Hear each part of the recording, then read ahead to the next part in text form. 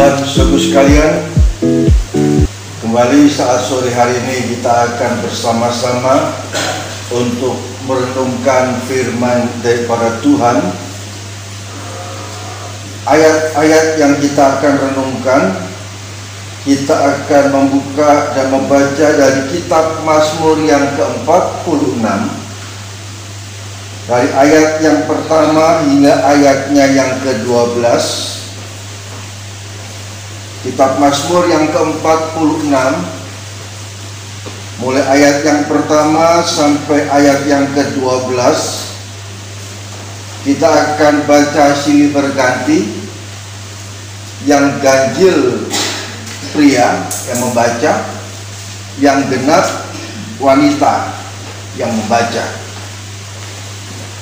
Mazmur 46 ayat 1 sampai ayat yang ke-12. Yang ganjil pria, yang genap wanita. Sudah dapat semua ya? Kita sama-sama baca. 2, 3. Allah kota benteng kita, untuk pemimpin biduan dari Bani Korah dengan lagu amal nyanyian. Allah bagi kita tempat perlindungan dan kekuatan, sebagai penolong dalam kesesakan sangat terbukti. Sebab itu kita tidak akan takut sekalipun bumi berubah, sekalipun gunung-gunung goncang di dalam laut, sekalipun berikut yang berduri airnya, sekalipun gunung-gunung goyah oleh deburan. Kota Allah, kediaman yang maha tinggi, disukakan oleh aliran-aliran sebuah sungai. Allah ada di dalam kota itu tidak akan goncang. Allah akan menolongnya di jalan pasti.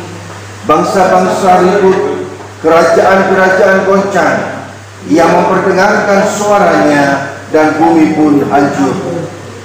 Tuhan semesta alam menyertai kita, kota kelahiran kita Allah. Pergilah, pandanglah pekerjaan Tuhan yang mengadakan pemusnahan di bumi, yang menghentikan peperangan sampai ke ujung bumi, yang mematahkan musuh panah, menumpukan ombak, membakar kereta-kereta dengan api.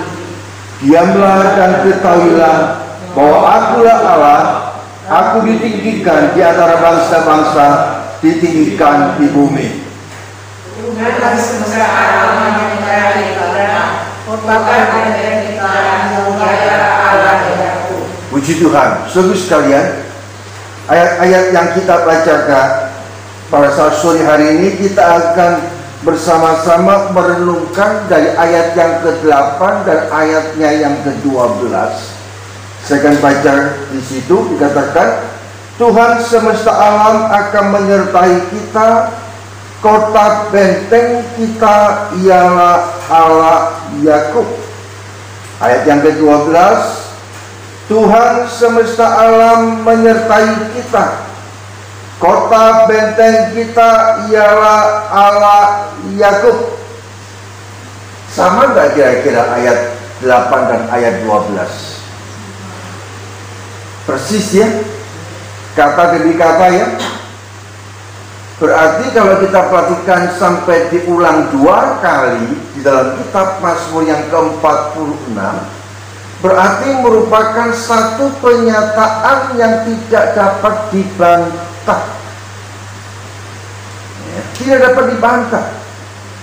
Dikatakan pada ayat yang ke-8 dan ayat yang ke-12, Tuhan semesta alam menyertai kita, dan kota benteng kita ialah Allah Yakub. Kan itu kalau kita melihat daripada tema Mazmur yang ke-46, dikatakan di situ Allah kota benteng kita. Haleluya. Ya. Allah menjadi kota benteng kita. Di tengah-tengah kehidupan dalam dunia ini, saudara sekalian, berbagai macam hal terjadi di dalam kehidupan kita sebagai manusia. Ya. Hal-hal yang di luar daripada pemikiran dan perhitungan manusia itu semua bisa terjadi dengan secara mendadak, dengan luar biasa. Sebagaimana dikatakan pada ayat yang ketiga, ayat yang keempat, dikatakan di situ, kita tidak akan takut sekalipun bumi berubah, sekalipun gunung-gunung goncang di dalam laut, sekalipun ribut dan berbuih airnya, sekalipun gunung-gunung goyang oleh geloranya. Kalau beberapa hari yang lalu terjadi satu banjir bandang di mana? Di Batu. Batu itu dataran rendah atau dataran pegunungan? Pegunungan ya? Kok bisa ya ayah? Kok bisa ya? Betul nggak? Kalau Batu itu sebagai dataran rendah, maka air itu akan mengalir ke tempat yang lebih rendah. Ini Batu cukup tinggi, bisa banjir bandang. Sesuatu hal yang tidak dapat dipikirkan oleh manusia. Kalau beberapa saat yang lalu, beberapa bulan yang kemarin, Tawangmangu bisa banjir. Loh, aneh. Tawangmangu. Sungguh sekalian, segala sesuatu yang terjadi dalam kehidupan dalam dunia ini, apa yang dinyatakan di dalam hal-hal yang muncul di tengah-tengah kehidupan dalam dunia ini, sesuatu yang tidak dapat diprediksi oleh kemampuan daripada manusia berpikir. Seorang pakar, seorang pintar bagaimanapun juga enggak akan tahu. Itu sungguh sekalian, kalau dunia dalam kondisi yang begini, kemana kita kenal? Kepada siapa kita akan berseru dan berharap dalam kehidupan ini? Sungguh sekalian, kita masih berada di penghujung, menjelang penghujung tahun 2021. Dan tanpa terasa 10 bulan sudah kita lewati pada tahun 2021. Dan kita memasuki bulan yang ke-11 di tahun 2021. Pada saat kita mengawali tahun 2021 dengan kasus pandemi COVID yang masih tinggi, dan kita nggak tahu sampai kapan. Bahkan sampai saat ini pun juga masih dalam kondisi pandemi, belum endemi. Nah, ini pemerintah berusaha supaya pandemi ini bisa ditekan dan berubah menjadi endemi. Karena itu untuk merubah ini sendiri, maka pemerintah berusaha untuk melakukan vaksinasi tahap yang ketiga. Jadi vaksinasi yang pertama dan kedua sudah, dan ini dipersiapkan untuk memasuki tahap yang ketiga. Kalau tidak salah akan dilakukan pada awal tahun 2022, bulan Januari.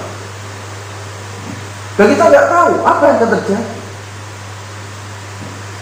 Dan kita bertanya, apakah aku akan sampai pada saat aku harus menerima vaksin yang ketiga itu, apakah aku masih bisa? Di sini ada yang punya kepastian bahwa vaksin yang ketiga pasti saya akan bisa. Ada nggak? Coba, ada nggak kira-kira? Gak ada. Nah, kalau gak ada, kemana kita akan lari? Saudara sekalian, kita akan sama-sama belajar bahwa Allah itu adalah kota benteng kita, kota perlindungan kita. Dan kita melihat daripada firman Tuhan, bagaimana firman Tuhan mengajarkan kepada bangsa Israel pada saat mereka masuk dan berada di tanah perjanjian yang Allah janjikan untuk ditempati oleh bangsa Israel. Maka Allah memberikan perintah kepada Musa, bersama dengan seluruh bangsa Israel, daripada setiap suku bangsa Israel, untuk mempersiapkan kota-kota perlindungan. Kota-kota perlindungan dibangun, disediakan untuk apa? Untuk orang-orang Israel pada saat dia mendapatkan satu ancaman dalam kehidupan, dia bisa lari ke kota perlindungan itu dan dia bisa menikmati satu kemerdekaan. Kita sama-sama melihat saudara sekalian di dalam kitab Bilangan yang ke-35. Kitab Bilangan pasal yang ke-35. Bisa tolong dibacakan terlebih dahulu dari ayat yang ke-8, ke-9 sampai dengan ayat yang ke-14. Bilangan 8 ayat 9 sampai 15. Sampai 14. 15 sampai 15. Mengenai kota-kota yang akan kamu berikan dari tanah milik orang Bilangan, Israel. kitab Bilangan 35. Bilangan 35 ayat 8. Ayat 9 sampai ayat yang ke-15. Bilangan 35 ayat 9 sampai 15. Tuhan berfirman kepada Musa, berbicaralah kepada orang Israel dan katakanlah kepada mereka, apabila kamu menyeberangi sungai Yordan ke tanah Kanaan, maka haruslah kamu memilih beberapa kota yang menjadi kota-kota perlindungan bagimu, supaya orang pembunuh yang telah membunuh seseorang dengan tidak sengaja dapat melarikan diri ke sana. Kota-kota itu akan menjadi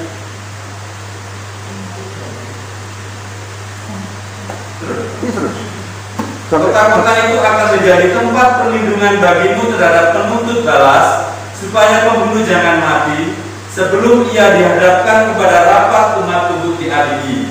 Dan kota-kota yang kamu tentukan itu haruslah 6 buah kota perlindungan bagimu. 3 kota harus kamu tentukan di seberang sungai Yordan sini, dan 3 kota harus kamu tentukan di tanah Kanaan, semuanya kota-kota perlindungan.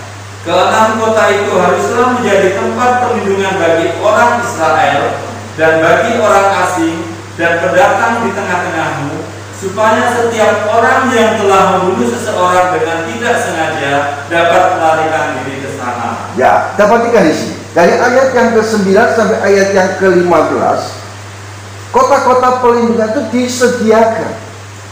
Ya, disiapkan untuk siapa? Untuk orang-orang Israel maupun juga untuk orang-orang asing dan pendatang yang masuk dan tinggal bersama-sama di tanah Israel. Ya.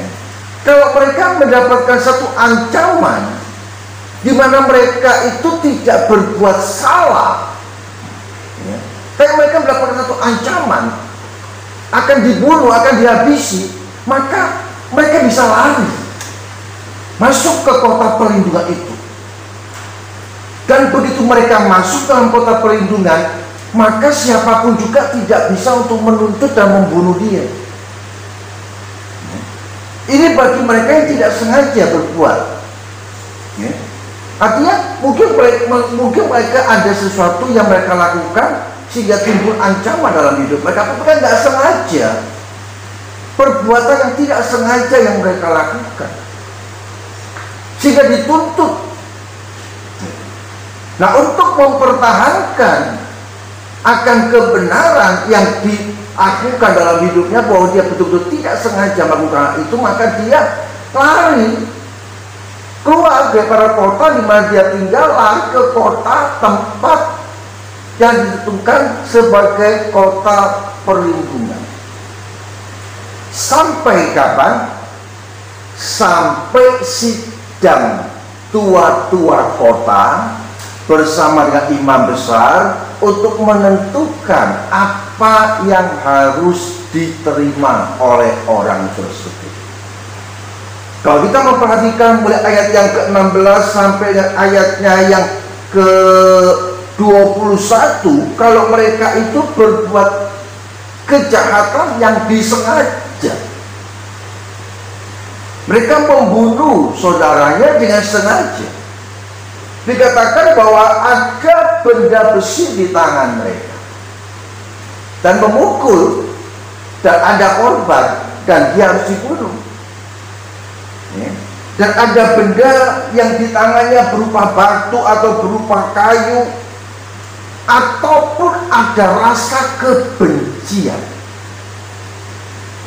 Timbul rasa kebencian sehingga menimbulkan rasa amarah yang begitu membara, sehingga karena kebencian itu terus dipertahankan dan terus membakar hidupnya, sehingga satu ketika pada saat dia ketemu dengan orang yang dia benci, maka tindakannya dia adalah dia menghabisi orang yang dibencinya. Nah, kalau kita memperhatikan solusinya, bukan hanya benda-benda yang akan dapat menghabisi nyawa seseorang, tapi dari sifat benci, sifat gak suka, sifat dendam, menaruh rasa dendam yang berkepanjangan. Sekalipun kita mendapatkan kata-kata yang mungkin tidak sengaja terlontar dari mulut saudara kita, tetapi kan kita sudah disulut dengan api kebencian, sehingga timbul kebencian, timbul dendam, kemudian merancangkan sesuatu yang negatif. Bagaimana caranya aku bisa menghabisi dia ya? Bagaimana caranya supaya dia tutup mulutnya? Dan pada saat kebencian itu muncul, saat kebencian itu kita biarkan bertumbuh dalam hidup ini, wah, setan kerjanya keras. Setan kerjanya keras. Gitu. Dibumboni sama setan. Dan kalau sudah terjadi satu hal yang tidak dikehendaki, maka dia harus menanggung akibatnya. Menanggung akibatnya. Dia berbuat hal yang jahat, maka dia akan mendapatkan perlakuan juga yang jahat. Saudara sekalian, kalau kita memperhatikan akan surat Bilangan yang ke-35 dari ayat yang ke-9 sampai dengan ayat yang ke-34. Mengapa Allah menyuruh Musa dan bangsa Israel untuk menyediakan kota perlindungan?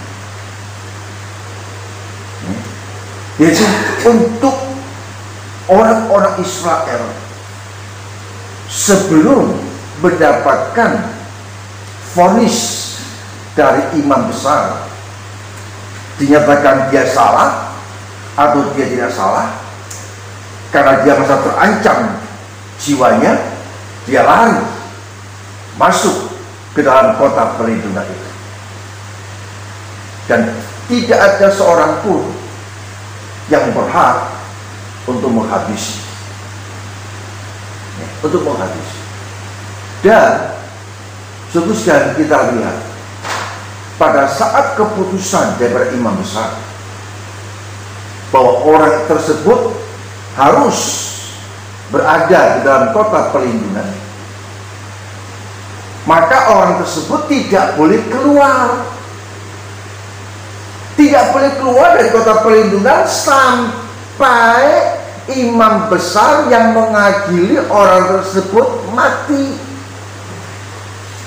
Nah, kalau imam besar yang mengadili orang tersebut, yang memutuskan orang tersebut harus berada dalam kota perlindungan, tidak boleh berada di dalam kota bersama dengan keluarganya, tidak boleh tinggal di tempat dia biasanya tinggal, tetapi dia harus berada di kota perlindungan sampai kapan? Sampai imam besar itu mati.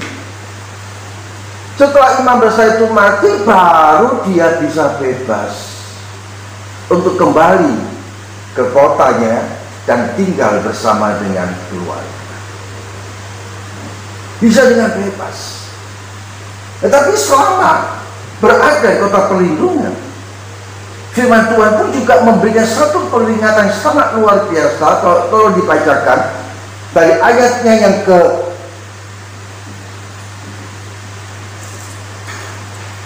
30 sampai ayatnya yang ke 32.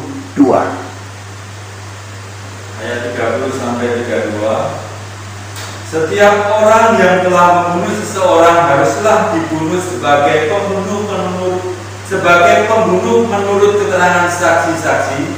Tetapi kalau hanya satu orang saksi saja tidak cukup untuk memberi keterangan terhadap seseorang dalam perkara hukuman mati. Janganlah kamu menerima uang tebusan karena nyawa seorang pembunuh yang kesalahannya setimpal dengan hukuman mati, tetapi pastilah dia dibunuh. Juga janganlah kamu menerima uang tebusan karena seseorang yang telah melarikan diri ke kota perlindungannya, supaya ia boleh kembali untuk diam di tanahnya sebelum matinya imam besar. Nah, ya, di sini dikatakan jangan kamu menerima suap. Bukan hanya menerima suap, tapi kamu jangan juga berbuat untuk menyuap, untuk membayar, untuk mengasih sejumlah uang, sejumlah benda untuk dia bisa bebas. Dan sementara kalau kita perhatikan kembali pada ayat yang ke-24, 25 dan 26 bisa dibacakan. Ayat 24 sampai 26. Maka haruslah dapat umat mengadili antara orang yang membunuh itu dan penuntut darah menurut hukum-hukum ini.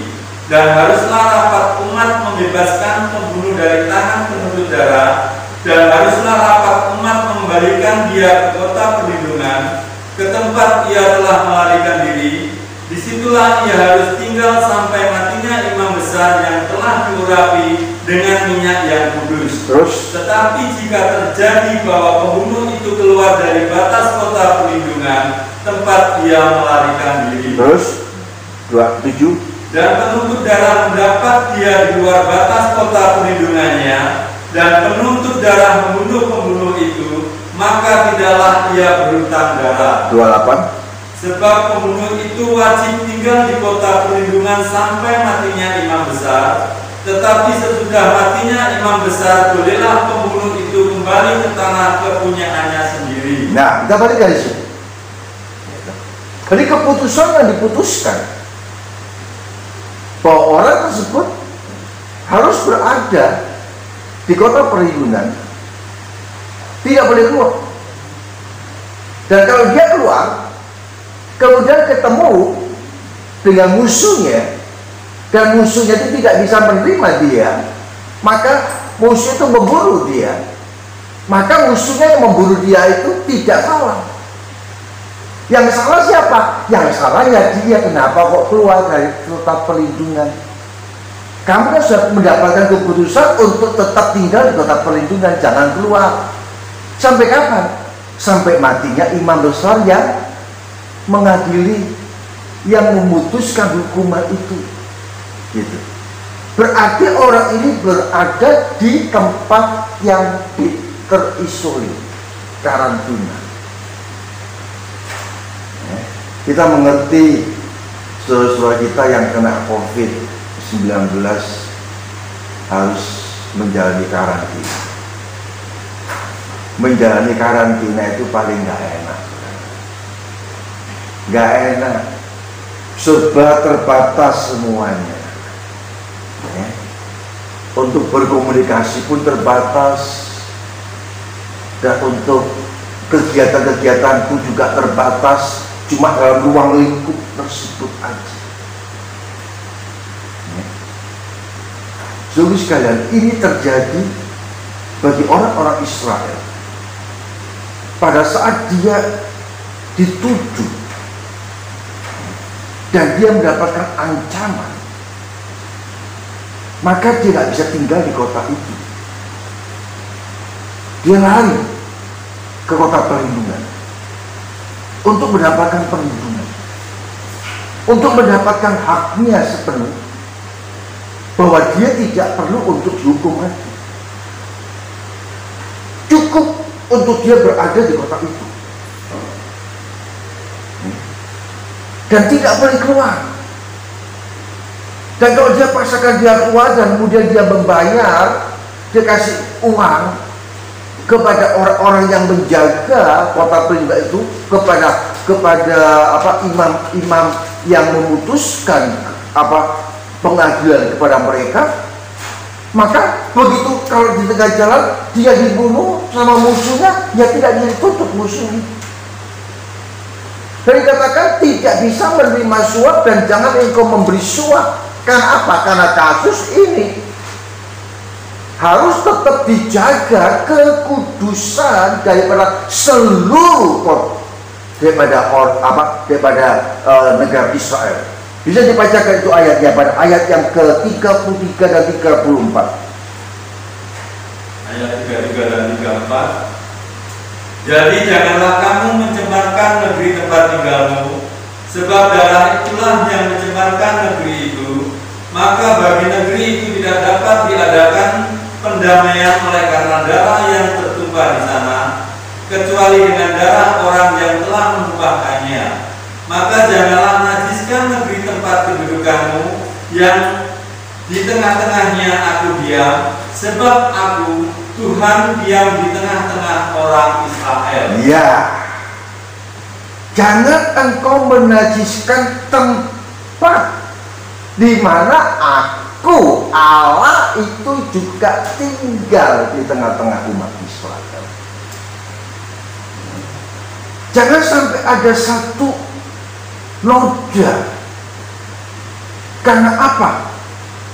Karena Allah ada di tengah-tengah bangsa Israel. Dan kalau kita memperhatikan akan hal ini, saudara sekalian, kita melihat dari skup kehidupan kerohanian kita. Tidak ada di antara kita sebagai manusia yang hidup dalam dunia ini yang tidak berdosa. Betul? Setiap manusia dilahirkan sudah membawa dosa, sudah membawa ciri kesalahan yang dibawa dalam hidupnya. Maka kalau kita menyadari sebagai orang-orang yang berdosa, kita mau lari kemana? Firman Tuhan mengajarkan kepada kita untuk kita lari ke kota perlindungan kita. Mana kota perlindungan kita? Di mana Allah sebagai kota benteng kita. Kita lari ke dalam di mana Tuhan bersemayam. Kita tidak melihat Tuhan secara kasat mata, tapi kita datang tersungkur di bawah kaki Yesus, dan kita masuk ke dalam kota untuk mendapatkan perlindungan di mana Kristus sebagai pemimpin. Kita masuk ke dalam satu tempat di mana tempat itu merupakan perlindungan bagi kita. Terhadap apa? Terhadap para pendakwa yang mendakwa kita, yaitu setan yang mendakwa kita. Kamu ini manusia berdosa, kamu ini harusnya mati, kamu tidak bisa berbuat ini, tidak bisa berbuat itu, kamu manusia terkutuk. Bagaimana dakwaan-dakwaan daripada iblis mendakwa kita, menuduh kita, menghipit kehidupan kita,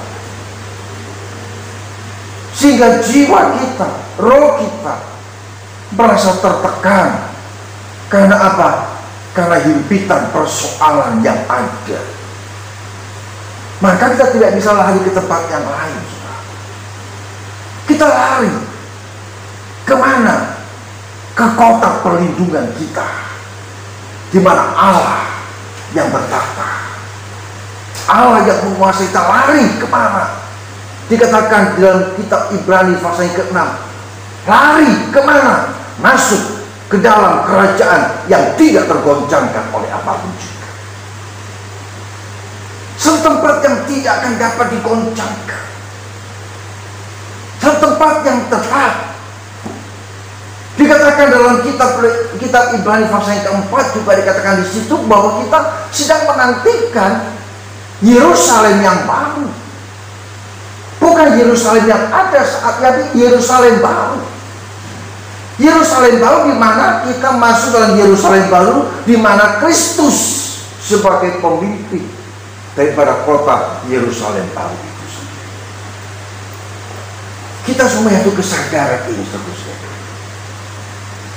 Itu sebagai orang-orang yang beriman kepada Allah dalam Yesus Kristus, supaya kita bisa masuk dan tinggal di kota perlindungan,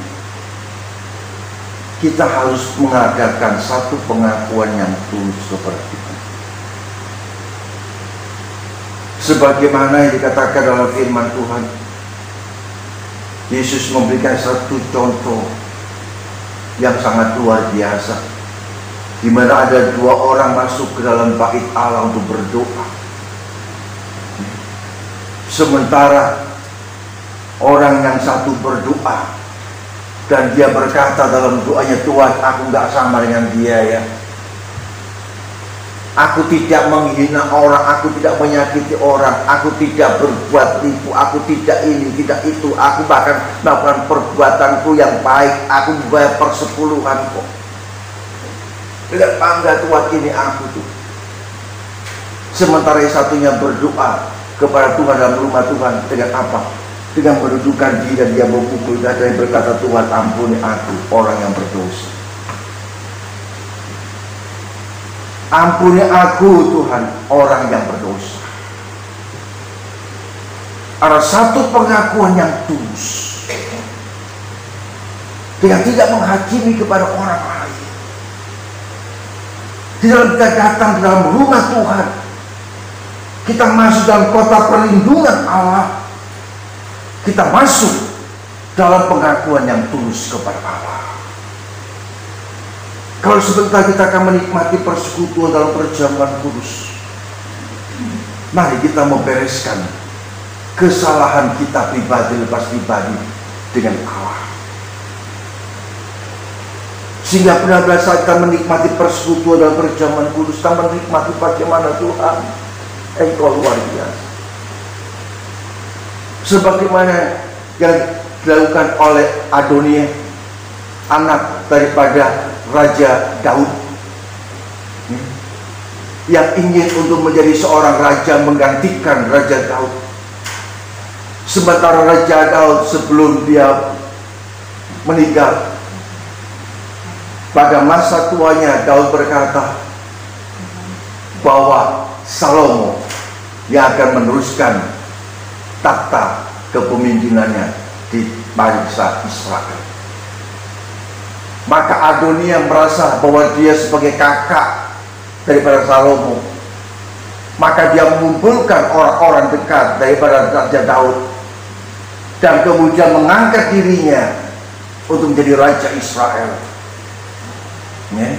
Dan sementara Salomo gak tahu, tetapi ibu daripada Salomo, Bathsheba, berkata kepada Raja Daud, hormat baginda, bukankah engkau sudah mengatakan bahwa Salomo lah yang akan memegang tongkat estafet berikutnya? Tapi sekarang lihatlah, si Adonia sudah mengumpulkan orang, mengangkat dirinya sebagai raja atas Israel. Jangan sampai itu terjadi. Sekarang engkau harus ambil keputusan, ambil langkah Daud. Sebelum engkau mati, lakukan apa yang engkau katakan bahwa Salomo yang akan menggantikan engkau. Maka dengan segera Daud bertindak apa? Memanggil kepada orang-orang yang dekat dengan dia dan kata, ambil kereta yang biasa aku pakai, dan naikkan Salomo dalam kereta itu dan iring dia, dan katakan, hidup Raja Salomo yang menggantikan Raja Daud. Dan pada saat terjadi satu ambisi daripada si Adonia mengangkat dirinya sebagai seorang raja, tidak tercapai, ya. Dan Salomo yang memang sudah menjadi bagiannya untuk menjadi seorang raja menggantikan bapaknya, begitu Salomo mendengar apa yang diperbuat oleh Adonia, maka Salomo berkata apa? Aku cuma menantikan jiwa kesatria, jiwa satria. Dan apa yang terjadi saudara sekalian? Begitu Adonia mendengar Salomo sudah diangkat sebagai raja Israel dan dia tidak bisa mencapai ambisinya, maka yang dilakukan oleh Adonia lari, ya, ke dalam rumah Tuhan, dan kemudian Adonia memegang tanduk dari mezbah yang ada. Begitu Adonia memegang tanduk dari mezbah yang ada, orang-orang melihat dan orang-orang mengatakan kepada Salomo, ternyata Adonia ketakutan dan dia lari, dan saat ini dia memegang tanduk mezbah itu. Saudara sekalian, itu dicatatkan jelas dalam satu Raja-Raja fase yang pertama sampai pada fase yang kedua. Itu terjadi sebagaimana yang dikatakan, diajarkan oleh Allah untuk dilakukan oleh orang Israel bersama dengan Musa membangun kemah sembahyang dengan peralatan mezbah yang ada, ya. Di mana dalam kitab Keluaran pasal ke-27, kalau kita memperhatikan di situ, ya, mezbah korban bakaran itu menunjukkan satu tempat di mana permohonan untuk menikmati kemurahan daripada Allah, menikmati pengampunan daripada Allah, menikmati anugerah daripada Allah. Karena itu pada saat Adonia menghadapi ancaman, maka dia lari dan dia memegang tanduk daripada mezbah yang ada. Dia mohon kemurahan yang akan ditunjukkan oleh Salomo. Dia memohon ampun kepada Salomo karena dia sudah lancang untuk bertindak mengangkat dirinya sebagai seorang raja. Dan pada saat Adonia memegang tanduk daripada mezbah itu, ada satu pengampunan, maka Salomo tidak melakukan hal yang tidak dikehendaki oleh manusia pada umumnya. Salomo membiarkan Adonia untuk hidup. Adonia diberikan kesempatan untuk melangkah dalam kehidupan yang akan datang. Tetapi kesempatan yang diberkatkan untuk dinikmati oleh Adonia disalahgunakan. Disalahgunakan karena apa? Karena dia ngomong sama ibunya, minta izin kepada Salomo supaya Salomo mengizinkan Adonia bisa mengawini Abisai, ya, gadis Sunem yang dipilih untuk mendampingi Daud pada masa tuanya. Ya. Maka Salomo bangkit kemarahan yang luar biasa. Ya, marah luar biasa karena apa? Satu pelecehan. Abisai memang seorang gadis Sunem yang mendampingi Raja Daud pada masa tuanya, ya, untuk menghangatkan tubuh daripada Raja Daud. Berarti itu adalah sebagai ibu. Kurang ajar banget ini Adonia. Kamu mau melangkahi bapakmu, Kamu mau melangkahi bapakmu untuk mengawini ibumu sendiri. Waduh, marah luar biasa di Raja Salomo. Akhirnya apa? Raja Salomo mengatakan, ambil dia dan bunuh dia. Gak ada ampun. Gak ada ampun. Sungguh sekalian, kita melihat akan cerita ini. Kita renungkan bagaimana Allah sebagai kota perlindungan kita. Selain kita datang kepada Tuhan dengan pengakuan yang tulus, kita pun juga perlu melangkah di dalam ketaatan kita untuk melakukan semua apa yang Tuhan katakan. Tidak bantah kepada Tuhan, tidak melawan kepada Tuhan. Bagaimana Kristus sudah memerdekakan kita, Kristus sudah mengampuni dosa-dosa kita, dan melalui korban Kristus kita menjadi orang-orang yang dimerdekakan dari tuntutan hukum dosa. Masihkah kita mau menyalahgunakan kemerdekaan yang sudah Tuhan berkata untuk hal-hal yang di luar daripada Tuhan, yang Tuhan mau? Tolong bacakan surat Galatia pasal yang kelima. Bacakan ayat yang ke-13. Galatia 5 ayat ke-13. Saudara-saudara, memang kamu telah dipanggil untuk merdeka, tetapi janganlah kamu mempergunakan kemerdekaan itu sebagai kesempatan untuk kehidupan dalam dosa, melainkan layanilah seorang akan yang lain oleh kasih. Amin. Ya, jelas bukan? Kita sebagai orang-orang yang sudah dimerdekakan dari segala tuntutan hukum dosa. Sekali lagi seperti pada 2 Kamis yang kemarin, firman Tuhan mendidik kepada kita. Kita bukan lagi sebagai hamba dosa, tapi sudah beralih menjadi hamba kebenaran. Dan kalau kita menjadi hamba kebenaran, kita menuruti apa yang menjadi kebenaran firman Tuhan untuk kita lakukan, maka kita menjadi sahabat-sahabat Kristus. Karena apa dia sahabat-sahabat Kristus? Karena Kristus yang mengatakan segala sesuatunya kepada sahabat-sahabatnya. Dikatakan dalam Yohanes pasal ke-15. Ya. Kita bukan lagi hamba, tapi sebagai sahabat Kristus. Karena apa yang disampaikan oleh Kristus itu adalah sebagai apa yang Kristus dapatkan daripada Allah. Disampaikan.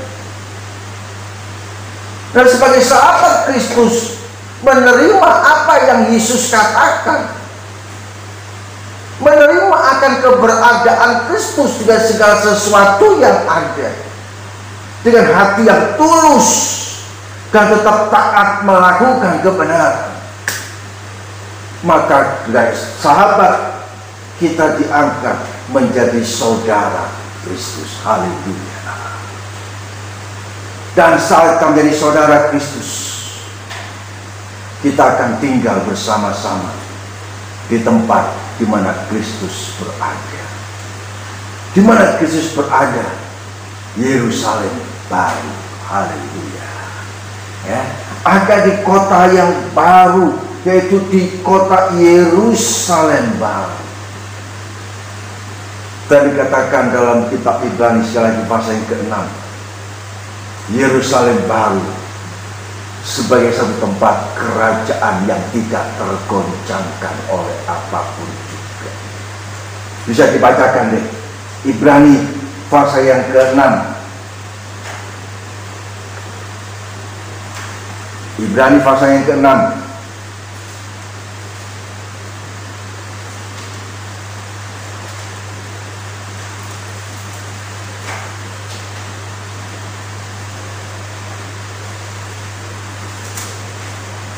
Maaf, sudah pasal 6.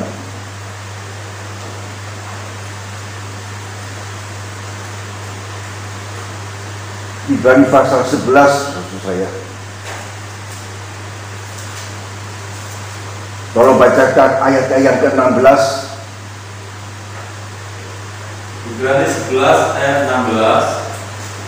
Tetapi sekarang mereka merindukan tanah air yang lebih baik, yaitu satu tanah air surgawi. Sebab itu Allah tidak malu disebut Allah mereka, karena Dia telah mempersiapkan sebuah kota bagi mereka. Nah, kotanya kata apa? Kita baca Ibrani 12 ayat yang ke-28.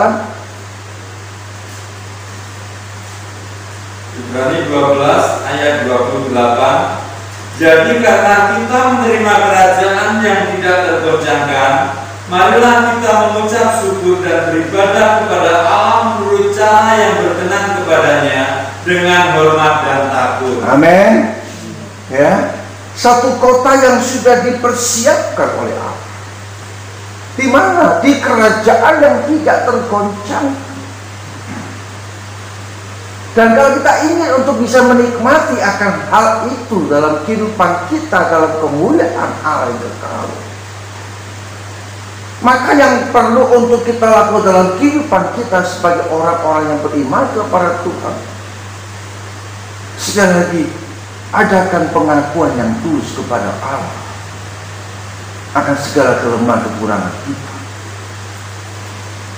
Dan kemudian kita mau menunjukkan ketaatan kita di dalam kita menjalankan apa yang menjadi perintah Allah dengan penuh kejujuran, ya. Dan kita betul-betul menjaga langkah kita, jangan sampai kita keluar dari kota perlindungan, ya. Jangan sampai kita keluar. Kalau kita keluar di kota perlindungan, kemudian kita ketemu dengan penuntut, pendakwa yang mendakwa kita, habis kita, habis. Sebagaimana katakan kita Ibrani fase keempat, yang tadi saya sudah singgung fase yang ke-6 maksud saya. Ibrani 6, kalau bacakan ayat yang keempat sampai ayat yang ke-6. Ibrani 6 ayat 4 sampai 6. Sebab mereka yang pernah diterangi hatinya, yang pernah mengecap karunia surgawi, dan yang pernah mendapat bagian dalam Roh Kudus, dan yang mengecap firman yang baik dari Allah, dan karunia-karunia dunia yang akan datang, namun yang murtad lagi tidak mungkin dibaharui sekali lagi sedemikian hingga mereka bertobat, sebab mereka menyalibkan lagi anak Allah bagi diri mereka dan menghinanya di muka umum. Ya, sungguh sekali ini, ya, satu firman yang begitu keras untuk mengingatkan kita. Kita yang sudah berada dalam kota perlindungan, kita menempatkan Allah sebagai kota benteng hidup kita. Berarti kita mau berada di dalam, bukan berada di luar. Kalau kita berada di luar, maka sangat sulit untuk kita bisa menikmati kasih dan kemurahan Tuhan sebagaimana yang pernah kita nikmati dalam hidup kita sebelumnya. Karena apa? Karena kita sudah menyalibkan Kristus untuk kedua kalinya. Jelas bukan dikatakan dalam Ibrani yang ke-6 ayat yang ke-6 itu sendiri. Kita sudah menyalibkan Kristus untuk kedua kalinya. Kita menyangkal Allah. Tidak secara langsung kita menyangkal Allah, tetapi yang tindakan kita tidak menunjukkan ketaatan kita untuk menjalankan firman dalam hidup kita sungguh-sungguh. Kita menyimpang daripada firman Tuhan. Kita keluar daripada firman Tuhan menurut kemampuan kita sebagai manusia. Kita berpikir dengan logika kita yang terbatas ini.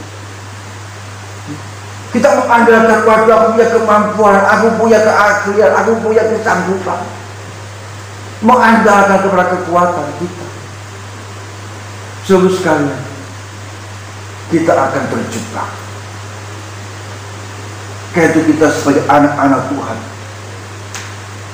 untuk penundukan diri kepada Tuhan, bukan hanya sebagai lip service, ya, bukan cuma sekedar pemanis bibir dengan kata-kata kita, tapi nyata dalam langkah kehidupan kita, ya, nyata betul-betul akhirnya betul-betul takut, taat, hormat kepada Allah. Aku tidak ada sesuatu yang aku sembunyikan di hadapan Tuhan. Dalam ketulusanku, dalam kepolosanku, sekalipun aku dalam kesesakan, dalam masa yang luar biasa berat, aku datang berseru kepada Allah, kota bentengku. Dan aku akan menikmati pertolongan Tuhan tepat pada waktunya. Tuhan tidak pernah terlambat untuk menolong Anda dan saya. Amin. Persoalan apapun yang kita sedang hadapi, yang kita alami dalam hidup ini, Tuhan tidak jauh, tapi Tuhan dekat dengan Anda dan saya, dan Tuhan siap mengulurkan tangannya untuk menolong kepada kita. Jadi pada saat ini kita ambil satu keputusan, Tuhan, ini aku Tuhan, aku mau ambil keputusan, aku mau ambil satu langkah, dan apa yang aku ambil, aku tidak perlu untuk menyesal, ya, karena apa yang aku ambil adalah apa yang aku putuskan, karena aku mau mengikut apa yang menjadi perintah Tuhan. Saya akan tutup dengan satu cerita pengalaman daripada murid sekolah. Suatu ketika seorang guru membawa murid-muridnya satu kelas keluar dari sekolah, pergi, ya, ke satu taman yang bagus, begitu indah. Kemudian sang guru mengatakan kepada murid-muridnya, anak-anakku, sekarang karena kita sudah berada di taman ini, kamu bisa berjalan dengan bebas kemana kamu pergi, kamu mau. Dan saya pesan, saat kamu masuk dan berjalan dalam taman ini, dan kamu melihat ada bunga yang cantik yang kamu ingin petik, petik. Karena apa? Karena kamu tidak boleh mundur, kembali. Ya, jangan sampai kamu melihat ini bunga ini sangat cantik sekali, tapi kamu berpikir bahwa nanti aja, karena masih jauh panjang perjalanan. Aku biarkan bunga ini. Mungkin nanti akan ada bunga yang lebih cantik daripada ini. Ya, tidak boleh kembali. Maka murid-murid itu kemudian mulai melangkah. Ada sebagian yang membawa bunga dengan apa adanya. Ada sebagian kembali dengan tangan kosong. Dan tangan kosong tanya sama gurunya, kenapa kamu tidak membawa apa-apa? Karena saya lupa akan pesan daripada ibu guru. Saya melihat ada satu bunga begitu cantik, saya mau memetik, tapi saya ragu-ragu karena masih panjang, masih luas. Mungkin ada di depan yang lebih baik daripada ini. Maka saya nunggu di depan itu mungkin lebih baik. Ternyata tidak aku dapatkan. Ya, dan aku kembali dengan tangan kosong. Dan seorang murid dengan bunga apa adanya, gak cantik, gak bagus bunganya. Ya, dan guru tanya, kenapa kamu ambil bunga ini? Karena saya sudah memetiknya. Dan apa yang saya petik, ternyata begitu saya jalan ada sesuatu yang lebih indah. Tapi saya ingat akan pesan ibu guru, saya tidak boleh mengganti, tidak boleh memetik yang lebih bagus ini. Saya tetap menerima ini, dan ini yang saya terima. Bagus. Ya. Satu pelajaran sangat luar biasa. Seringkali kita menyia-nyiakan kesempatan yang Tuhan sudah berkata untuk kita ambil. Kita menunggu kesempatan yang akan datang. Belum tentu kesempatan yang akan datang itu lebih bagus daripada kesempatan pada hari ini yang kita nikmati bersama Allah. Amin. Maka apapun juga yang kita putuskan pada hari ini, apapun juga yang kita terima pada hari ini, bersyukurlah kepada Allah. Kenapa? Itu yang terbaik bagi kita dan semuanya. Kita nikmati dalam anugerah kasih Allah yang luar biasa. Jangan menyesal. Jangan pernah menyesal. Tuhan, aku bersyukur apa yang aku putuskan saat ini, Tuhan. Aku tahu ada yang terbaik untuk aku terima dari Tuhan. Sekalipun ada satu hal yang tidak sama dengan yang lainnya, dia lebih baik. Tapi apa yang sudah aku dapatkan ini, aku sudah ambil keputusan, aku tidak perlu menyesal. Aku tidak perlu menyesal. Sungguh sekalian, satu pelajaran yang luar biasa. Bagaimana Allah memberikan perintah kepada Musa dan bangsa Israel membangun, mendirikan, menyediakan tempat kota-kota perlindungan. Allah tempat kota perlindungan kita. Di tengah-tengah perjalanan kehidupan kita, tidak ada seorang pun di antara kita yang tahu apa yang kita akan terima nanti. Apakah lebih baik? Ya. Sementara sesuatu yang sudah pasti untuk kita nikmati, apa kita akan buang? Ya. Atau sesuatu yang kita nikmati tidak seindah yang dinikmati oleh saudara kita yang lainnya. Apakah kita akan timbul rasa iri hati? Apa kita akan timbul rasa cemburu? Atau tetap kata Tuhan, aku berterima kasih. Memang ini yang aku dapatkan dari Tuhan adalah yang terbaik dari Tuhan untuk aku nikmati. Untuk aku bisa menikmati yang terbaik dari Tuhan, maka aku tidak perlu membandingkan dengan yang lain. Amin. Gak perlu membandingkan, saudara. Ya, terima apa yang Tuhan sudah berkatakan, yang Tuhan sudah percayakan untuk kita nikmati dalam kehidupan kita saat ini, dengan kesetiaan kita, sebagaimana apapun yang kita terima dari Tuhan, dengan pengucapan syukur, dengan tetap aku mau tetap cinta kepada Tuhan, hormat kepada Tuhan, maka dalam kesesakan sekalipun aku berdoa, aku datang berseru kepada Allah, Allah tidak akan mengecewakan aku. Puji nama Tuhan.